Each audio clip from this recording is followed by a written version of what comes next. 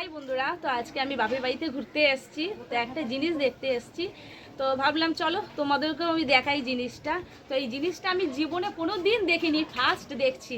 মানে বলা যায় কি বিরল বিরল টাইপের জিনিস। মানে আমি অবাক হয়ে গেছি। দেখো এই দেখো গাছের মোচা, এই দেখো মোচার ভিতরে আমরা যেমন কলা হয়, কিন্তু দেখো মোচার ভিতরে এবার মোচা হয়েছে। তো আমি তো এই ফার্স্ট টাইম দেখলাম, তোমরা আগে কখনো দেখেছো কিনা আমি জানি না। আমি তো প্রথম দেখলাম জিনিসটা। দেখো অবাক কাণ্ড, কিন্তু আমি দেখে তো অবাক। এটা তো বাবা কেটে ফেলেছে, বুঝতে পারিনি।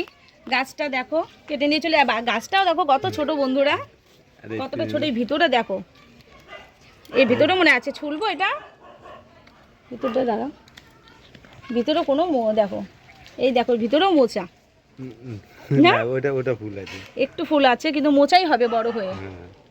তো কেমন লাগলো অবশ্যই কমেন্ট করে জানাবে, আর তোমরা কারা কারা দেখেছো সেটাও কমেন্ট করে জানাবে। ঠিক আছে বন্ধুরা, আমি তো জীবনে দেখিনি, ওই যে বললাম এই ফার্স্ট দেখলাম। এটা কি কলা গাছ? আমি জানি না এটা কি কলা গাছ, আমরা বলতে। তো তোমরা যদি এর আগে দেখো তাহলে বলবে। বিচে কলা, বিচে কলা এটা?